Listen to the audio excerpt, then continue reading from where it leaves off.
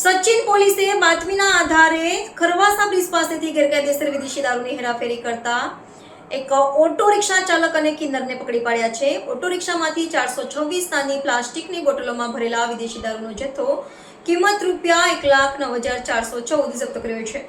આ ઉપરાંત auto rickshaw ₹1,25,000, 2 mobile phone ₹20,000 અને રોકડ ₹17,000 મળી કુલ ₹2,71,414 મુદ્દામાલ કબજે કરવામાં આવ્યો છે.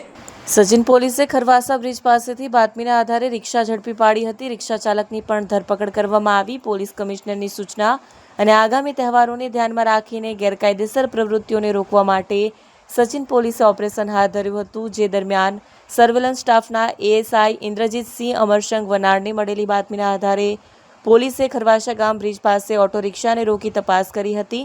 પોલીસે ઓટો રિક્ષામાંથી 426 નાની પ્લાસ્ટિકની બોટલોમાં ભરેલા વિદેશી દારૂનો જથ્થો કિંમત ₹1,09,414 જપ્ત કર્યો છે. પોલીસે દારૂનો જથ્થો લઈ જનાર સૂરજ અજયભાઈ પટેલ અને માહી કુંવર ઉર્ફે મેહુલ કુમાર નવીનભાઈ કહાર વિરુદ્ધ ગુજરાત નશાબંધી ધારા એક્ટ મુજબ ગુનો નોંધી તેમની ધરપકડ કરી કાયદેસરની કાર્યવાહી હાથ ધરવામાં આવી છે.